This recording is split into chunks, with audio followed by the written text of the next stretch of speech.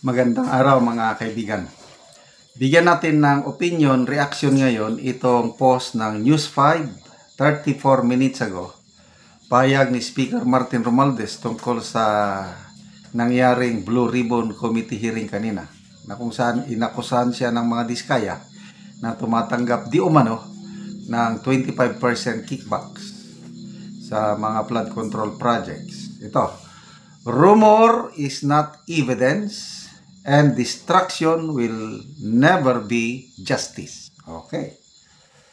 The Senate Blue Ribbon Committee hearings cannot be called an accomplishment of Senator Chis Escudero if it is based on unfounded claims and testimonies from contractors that are being investigated because of ghost projects, according to House Speaker Martin Romualdez. So ito, may press statement ang Office of the Speaker. Basahin ko ha. Statement on former SP Chis Escudero. Senator Chis Escudero may consider the Blue Ribbon hearings as part of his legacy, but it is unfair to call them an accomplishment when they relied on unfounded claims.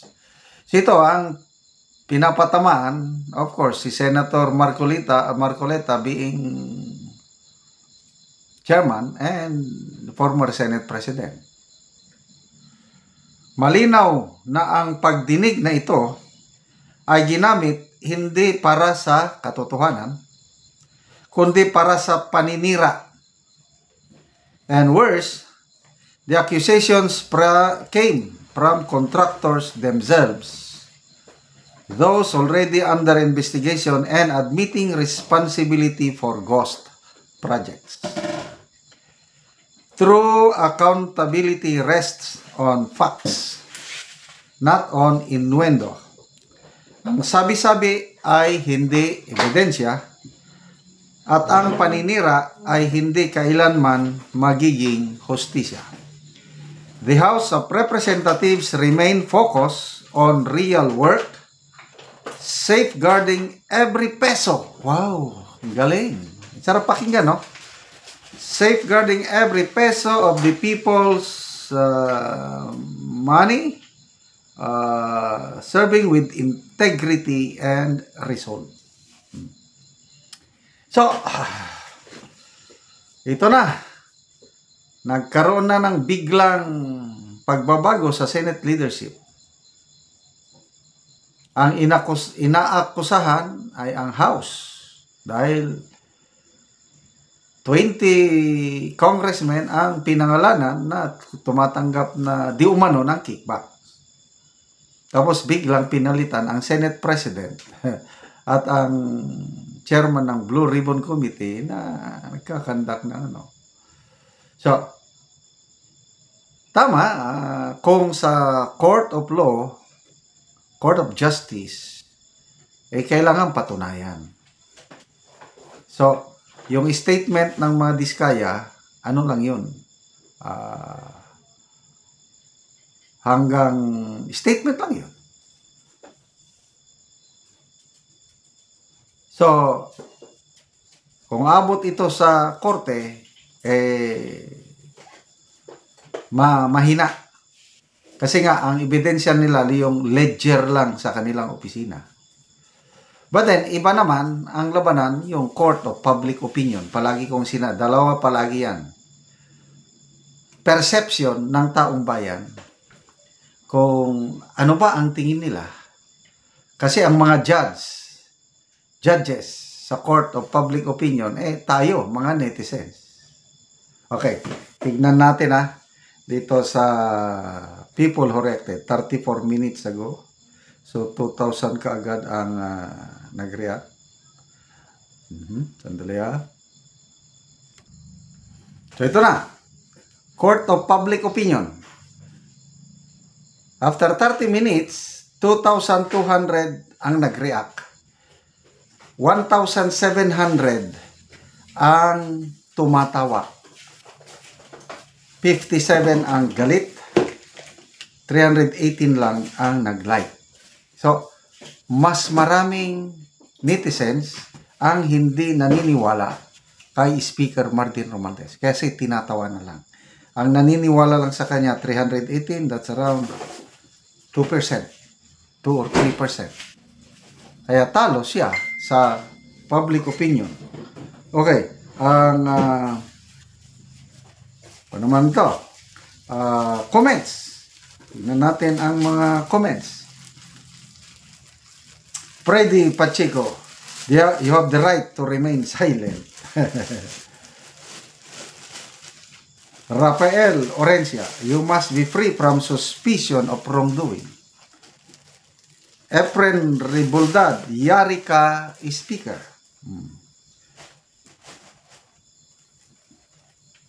Tuela de la Cruz, sana huwag palagpasin ang mga nagkasala. Spritz, nag-umpisa yan sa sabi-sabi. Susunod niyang ebidensya na step by step. Los Biminda Villas, people power, may magagawa kaya kayong magpinsan.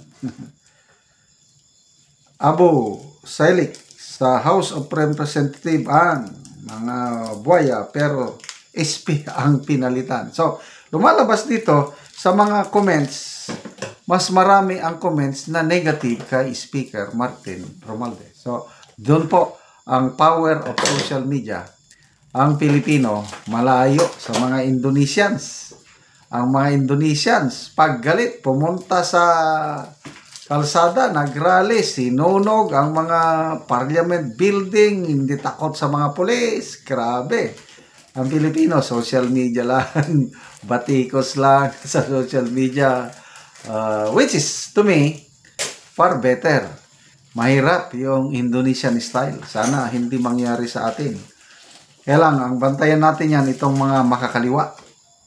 Kasi mag-agitate sila hanggang gusto ng mga makakaliwa na mag-away-away tayo. So, pwede. Cool lang muna tayo, mag-observe. At tingnan natin kung anong magagawa ng bagong Senate leadership. Lalo na sa Blue Ribbon Committee, kung sino ang ilalagay nila na ang balibalita si Senator Risa Ontiveros. Hindi naman siya abogado, di ba? Dapat ang Blue Ribbon Chairman, abogado. So, sino bang abogado sa grupo nila? Pwede si Senator Pia Cayetano. Wow, pwede yun. Kung si Senator Cayetano, wala akong problema. Okay, salamat mga kaibigan sa inyong pagsubaybay sa ating channel. Nakakatulong kayo ng malaki sa tribong Talanding ng Bukidnon dahil ang sweldo natin sa channel na ito pantulong sa tribo. Namimigay tayo ng libreng yero at pako para makapagpatayo sila ng mas maayos na tahanan. Panoorin niyo ang video na ito. Natagaan og sin o karon mag-atop na gid siya. Magdali-dali siya sa pag-atop kay kaulanon namang gyud.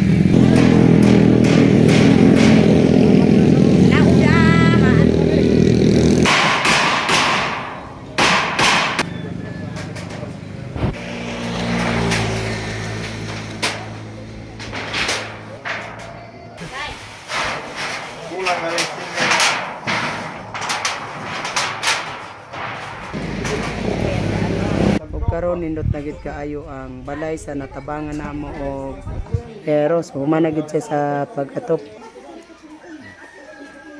Unang-una, nagpasalamat ko sa Ginoo o sa nagatag sin karon human gyud ang akong balay. Daghang salamat. Ay, pila naman ka katuig nga nakigpuyo lang sa imong amahan o ginahan? Napulo na.